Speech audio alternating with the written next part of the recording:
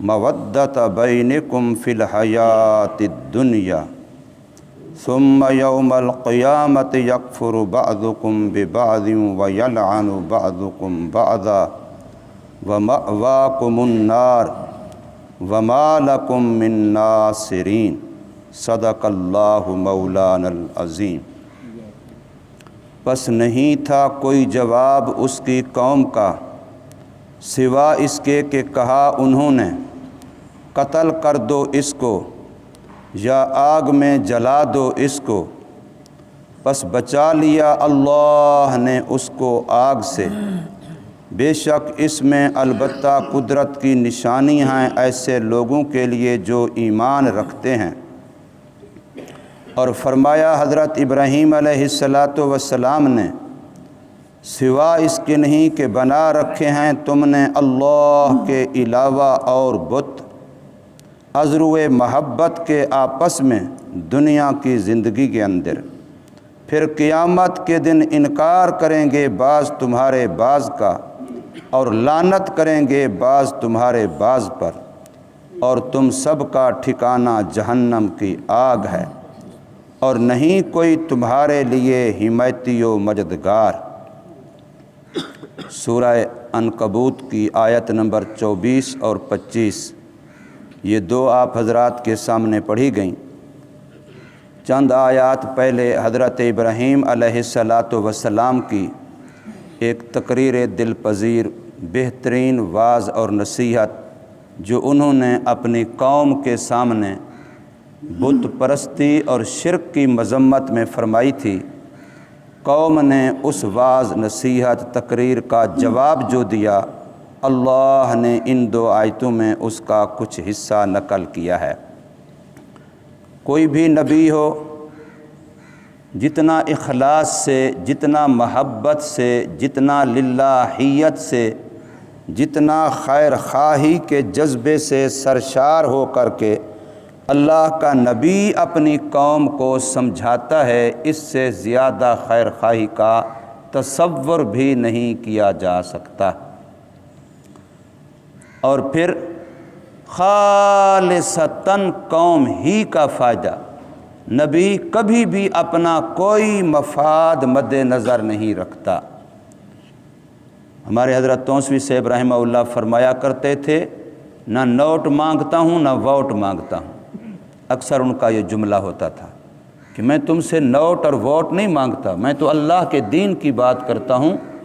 तो हर नबी अल्लाह के दीन की बात करता है और बग़ैर किसी लालच और तमा के करता है, और इससे बेनियाज होकर करता है कि कौम क्या जवाब देगी, कौम आगे से असर क्या लेगी। मेरा अदब करेंगे, एहतराम करेंगे, शान व शौकत होगी, अज़मत होगी, या ये कि मुझे ये पत्थर मारेंगे, मेरे साथ ये हुस्न सलूक के बजाय बदसलूकी करेंगे, इकराम के बजाय बेइकरामी करेंगे, और ऐसे वाक़यात हैं कौम के। लेकिन नबी इस बात से बिल्कुल बेनियाज होता है, उसका मुआमला खालिस अल्लाह के साथ होता है। तो हज़रत इब्राहीम अलैहिस्सलातु वस्सलाम ने कितनी महब्बत से, लजाजत से, बड़े इखलास से उनको सामने वाज़ किया, नसीहत की, तकरीर की, और कौम ने सारी बात सुनने के बाद मशवरा ये किया कि इससे जान कैसे छुड़ाई जाए। अब जान छुड़ाने के लिए जो मशवरा किया उसमें दो बातें ले आए। बाज़ ने कहा कत्ल कर दो, न रहे बांस न बजे बांसुरी। जब ये ज़ुबान ही नहीं रहेगी तो हमें हमारे बुतों, खुदाओं और हमारे रस्म व रिवाज, हमारे आबा अजदाद के तौर तरीके, उनके बारे में बात ही नहीं करेगा। ज़ुबान ही ख़त्म कर दो। और दूसरों ने कहा सिर्फ कत्ल करना काफ़ी नहीं, बल्कि ऐसे तरीके से कत्ल करो कि दूसरे किसी और को भी फिर कहने की ज़रूरत ना हो, इसको आग में जला दो। अब कत्ल करना ही तो मार देना था, लेकिन उस पर भी इक्तिफा नहीं। औ हर्रे कूहो, या इसको आग में जला दो। अब आग में जलाना तो सिवा इसके कि ऐसी सज़ा दो, ऐसा निशान इबरत बनाओ ताकि कोई और भी कल कला को इस तरह की बात ना करे जो हमारे आबा व अजदाद के दीन के ख़िलाफ़ हो। غرض ہے کہ ان کا جو مشورہ طے ہوا وہ وہی آگ جلانے والا ہوا۔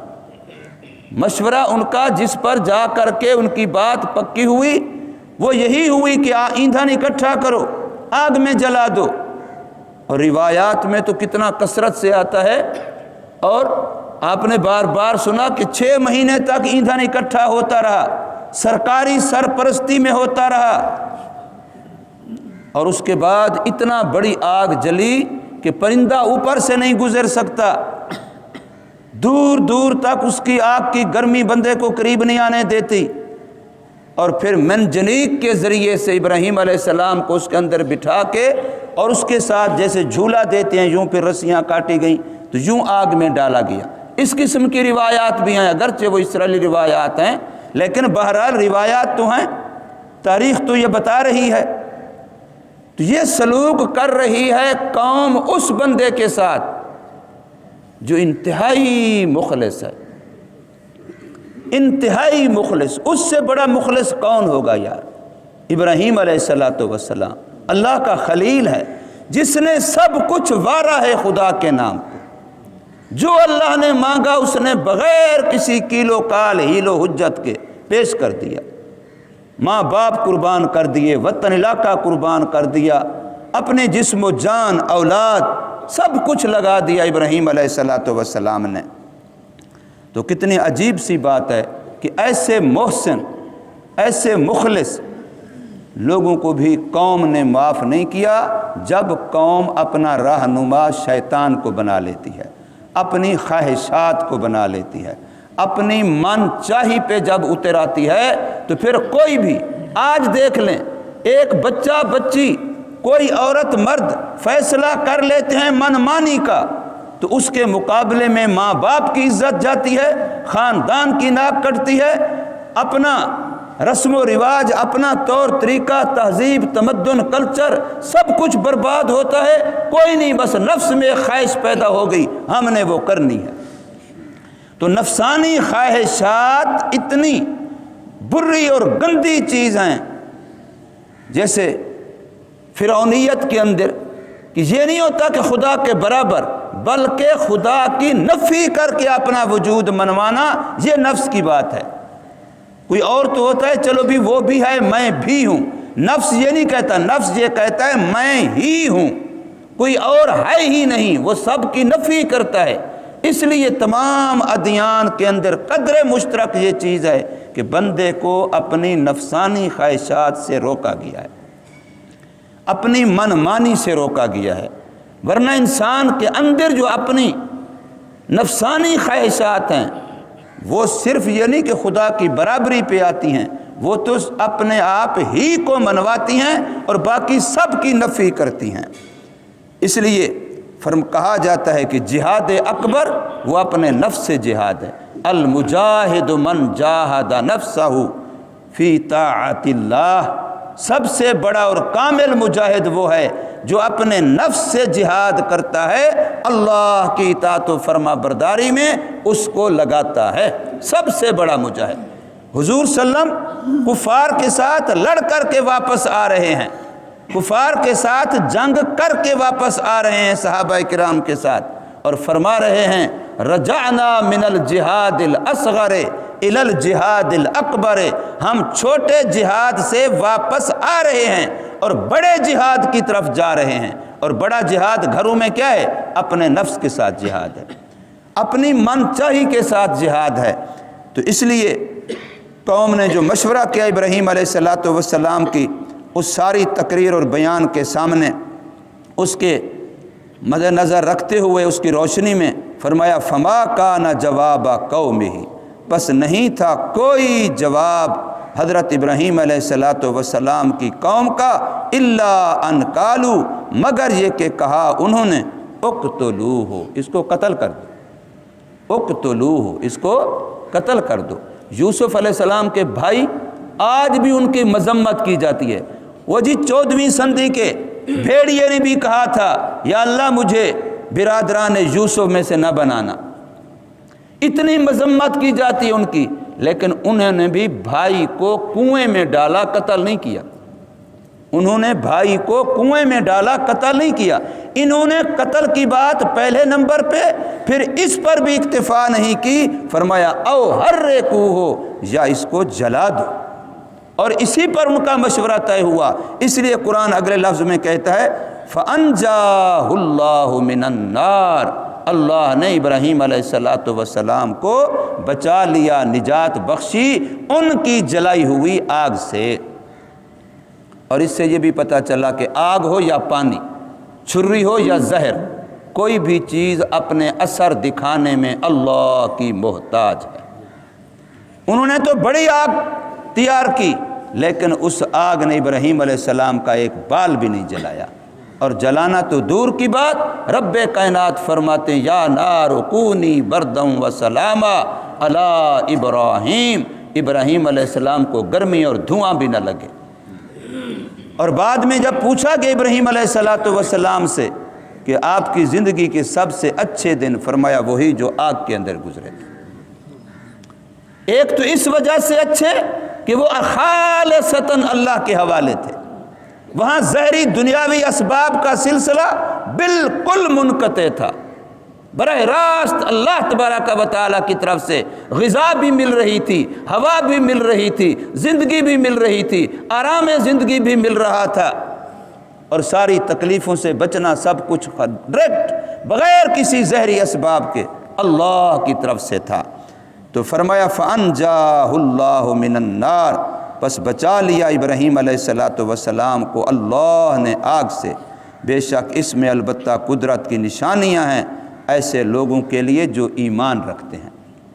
اس سے اللہ کی قدرت سمجھ آتی ہے، اللہ کی طاقت سمجھ آتی ہے، اللہ کے حکموں کی ہر چیز پابند ہے، ہر چیز پر رب کائنات کا حکم چلتا ہے، یہ سمجھ آتا ہے۔ اور آگ ہو یا پانی، کوئی بھی چیز اپنا اثر دکھانے میں، اپنے سبب بننے میں، آگ جلانے کا سبب بنے، پانی ڈبونے کا سبب بنے، چھری کاٹنے کا سبب بنے، زہر ہلاک کرنے کا سبب بنے، ان سب میں یہ اسباب اپنی تاثیر کے اندر مؤثر حقیقی، مسبب حقیقی اللہ تبارک و تعالیٰ کے محتاج ہیں۔ یہ بات یہاں سے سمجھ آتی ہے کہ ہوتا وہی ہے جو میرا اللہ چاہتا ہے۔ فرمایا ابراہیم علیہ السلام پہلے بھی واعظ و نصیحت کرتے رہے، اور جب آگ کے چیغے سے اللہ نے ان کو نجات بخشی، اس کے بعد جو انہوں نے قوم کو تقریر کی، فرمایا وقال، حضرت ابراہیم علیہ السلام نے ارشاد فرمایا انما اتخذتم من دون اللہ اوثانا، سوا اس کے نہیں بنا رکھے ہیں تم نے اللہ کے سوا اور معبود، خدا کو چھوڑ کے تم نے اور بتوں کو معبود بنا رکھا ہے اللہ کے بندے۔ اور یہ جو تم کر رہے ہو، یہ عجیب جملہ ہے، مودۃ بینکم فی الحیات الدنیا، از روئے آپس کی محبت کے دنیا کی زندگی میں۔ یہ بڑا عجیب جملہ ہے۔ آج بھی میں ایک طرف جا رہا ہوں، اگرچہ غلطی کی طرف جا رہا ہوں، اب میرے جو یار دوست ہیں، میری جو قوم برادری کنبہ قبیلہ ہے، وہ بھی میرے ساتھ جا رہے ہیں۔ کیوں جی؟ وہ جو جا رہا ہے۔ اب جتنے لوگ عموماً آپ دیکھ لیں، دوستوں میں سے، ملنے جلنے والوں میں سے ایک بندہ بھٹکتا ہے تو وہ 10 اور کو بھی ساتھ بھٹکا دیتا ہے۔ اس لیے آدمی دوستی سے پہلے حدیث پاک میں آتا ہے کہ سوچو کہ کس کو دوست بنا رہا ہوں، کل قیامت میں اس کی دوستی پہ پچھتانا تو نہیں پڑے گا، کل یہ تو نہیں کہنا پڑے گا یا لیتنی لم اتخذ فلانا خلیلا، اے کاش کہ میں فلانے کو دوست نہ بناتا، کیونکہ اس کی دوستی کی وجہ سے مجھے یہ بھی کرنا پڑا، یہ بھی کرنا پڑا، یہ بھی کرنا پڑا، اور فلاں دین کے کام مجھے اس کی دوستی کی وجہ سے چھوڑنے پڑے، کل کو افسوس تو نہیں کرنا پڑے گا۔ اس لیے جس کو دوست بنانا ہے، اور میرے بچے کس کے ساتھ اٹھتے بیٹھتے دوستی کرتے ہیں، ان کا ماحول، ان کے ساتھی کیسے ہیں، عقیدے کے لحاظ سے، اعمال کے لحاظ سے، اگر وہ کہیں برائی پہ بیچارے لگے ہوئے ہیں، میرا بچہ بھی ان کے ساتھ اٹھے بیٹھے گا تو کل اس کا حشر بھی وہی ہوگا۔ اس لیے اپنے بچوں کو بھی اس طرح کی دوستی سے، سنگت سے بچانا ضروری ہے، اور خود بھی اپنے آپ کو بچانا ضروری ہے۔ قرآن کہتا ہے مودۃ بینکم، آپس کی جو ان کی ود تھی، محبت تھی، تعلق داری تھی، اس کی بنا پر ایک جو شرک کرتا ہے بت پرستی، دوسرا بھی، تیسرا بھی، چوتھا بھی۔ جیسے آج کل ہم لوگ الیکشن کے اندر ووٹ بھی تو ایسے دیتے ہیں جی برادری کا فیصلہ ہے، یہ تو نہیں دیکھتے کہ وہ بندہ کیسا ہے جس کو ہم ووٹ دے رہے ہیں، بس برادری کا فیصلہ ہے، رشتہ داروں کا فیصلہ ہے، کنبے کا فیصلہ ہے، قبیلے کا فیصلہ ہے۔ حالانکہ یہ بھی ایک عمل ہے جس پر ہم سے باز پرس ہونی ہے کہ ہم نے وہ عمل صحیح کیا ہے یا غلط کیا ہے۔ تو فرمایا ثم یوم القیامہ، دنیا میں تو دوستیاں نبھا لیتے ہیں، دنیا میں تو یاریاں نبھا لیتے ہیں، لیکن آخرت میں کیا بنے گا؟ فرمایا پھر قیامت کے دن انکار کریں گے بعض تمہارے بعض کا، نہیں جی یہ میرا دوست نہیں تھا، نہیں جی اس سے میرا تعلق نہیں تھا۔ وَيَلْعَنُ بَعْضُكُمْ بَعْضًا، اور بعض تمہارے بعض پر لعنت کریں گے کہ اس کی وجہ سے میں اللہ کی رحمت سے دور ہوا۔ وَمَأْوَاكُمُ النَّارُ، اور تمہارا ٹھکانہ جہنم کی آگ ہوگی۔ وَمَا لَكُم مِّن نَاصِرِينَ، اور کوئی تمہارا وہاں حمایتی، مددگار، بچانے والا نہیں ہوگا۔ اس لیے انسان دین کے معاملے میں دنیا کے اندر جو بھی ہم کام کرتے ہیں، کوئی کام ہمارا بیکار و ضائع نہیں ہے، یاد رکھیے، ہر کام یا تو ہمارے حق میں ہے یا ہمارے خلاف ہے، یا تو ہم اپنا نفع کر رہے ہیں دنیا آخرت کا یا نقصان کر رہے ہیں۔ ہر قول کے اندر، ہر فعل کے اندر یہ پکی ٹھکی بات ہے۔ یہ نہیں ہے کہ بس یہ تو ردی کی ٹوکری میں چلا گیا، ردی کی ٹوکری میں وہی گناہ جائیں گے جن سے اللہ توبہ کی توفیق دے دے۔ تو اس لیے اللہ فرماتے ہیں قیامت میں معاملہ بڑا مشکل ہوگا، وہاں کوئی حمایتی مددگار، نہ قوم نہ برادری، قبر الگ الگ، حساب کتاب الگ الگ۔ اللہ تبارک و تعالی ہمیں سمجھ نصیب فرمائے، عمل کی توفیق۔